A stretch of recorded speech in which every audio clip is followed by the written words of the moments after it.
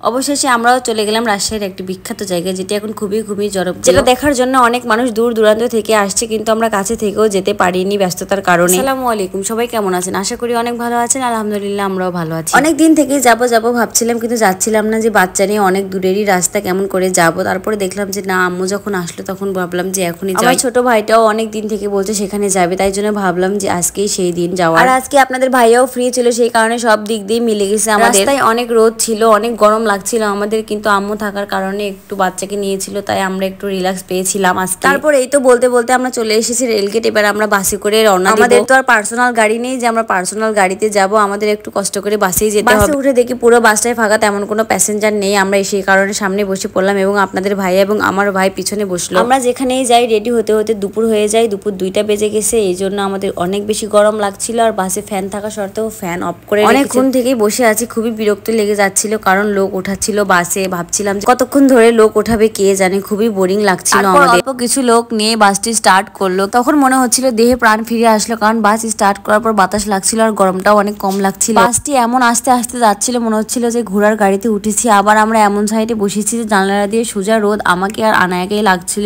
একটু বাতাস লাগার কারণে দেখেন আমার মেয়ে, মেয়ের বাবা, মেয়ের মামা সবাই ঘুমিয়ে গিয়েছে। বাসে উঠলে দেখি অনেকেই ঘুমায়, কিন্তু আমার আবার ঘুম পায় না ওরকম ভাবে, সেই জন্য আমি ভিডিও করছিলাম। একটু যেতেই দেখেন আনায়া উঠে গিয়েছে এবং সিটের পাশ দিয়ে কেমন করে তার বাবার সাথে খেলা করছিল, যেটা দেখে খুব ভালো লাগছিল আমাদের। তারপর এই তো বলতে বলতে আমরা গোদাগাড়ি চলে এসেছি, বাস থেকে নামলাম। এবার একটু অটোতে করে আমরা যাব আমরা যেখানে যেতে চাচ্ছি সেখানে। তারপর একটু ওয়েট করার পর এই তো আমরা ভ্যানে বসে যাব, কারণ এটা গ্রামের রাস্তা দিয়ে যেতে হবে, গ্রামের মাঝখানের পথ। ভ্যানে বসলাম এই কারণে, কারণ চারপাশ দিয়ে অনেক বেশি বাতাস লাগবে আমাদের, কারণ খুবই গরম লাগছিল এবং অনেক কিছু আমরা দেখতে পাবো। রাস্তাটা আমাদের কাছে এত বেশি ভালো লেগেছে, দেখেন কত সুন্দর। রাস্তার পাশ দিয়ে এত সুন্দর সুন্দর গাছ ছিল, সবুজে ঘেরা। রাস্তাটা দেখে মনে হচ্ছিল যে এই রাস্তা দিয়ে সারাদিন ঘুরলেও কোনো ক্লান্তি আসবে না আমাদের। এতে দেখেন বলতে বলতে আমরা পৌঁছে গিয়েছি। হয়তো অনেকেই বুঝতে পেরে গিয়েছেন যে আমরা কোথায় এসেছি। রাস্তা থেকে দেখতে জায়গাটি আরো বেশি আকর্ষণীয় লাগছিল আমাদের কাছে। দূর থেকে মনে হচ্ছিল গ্রামের মাঝে যেরকম মেলা বসে সেই রকম মেলা যেমন আমাদের গ্রামে দেখা যায়, কিন্তু না, এটা মেলা না, এটা আসলে অনেক সুন্দর একটি পার্ক। তো দেখেন অবশেষে আপনারা বুঝতেই পেরেছেন আমরা কোথায় এসেছি, সাফিনা পার্ক, যেটা এখন অনেক অনেক বেশি জনপ্রিয়। কিন্তু আমরা আগেও একবার এসেছি, কিন্তু এবার আসার কারণ আমার মা এবং ভাই এবং আমাদের মিষ্টি সোনামা। এই তো দেখেন তারপর আপনাদের ভাইয়ের টিকিট কাটতে গেল, আমাদের জন্য 4টা টিকিট নিয়ে সে আসলো এবং বললো যে চলো এবার আমরা ভিতরে যেতে পারি। এই তো তারপর আমরা ভিতরে চলে গেলাম এবং ভাইয়াটিকে টিকিটটি দেখালাম এবং ভাইয়াটি বললো যান আপনারা ভিতরে চলে যান। গেট থেকে দেখতে জায়গাটি এত সুন্দর লাগছিল, পুরোটাই সবুজে ঘেরা, মনে হচ্ছিল কোন প্রকৃতির মধ্যে চলে এসেছি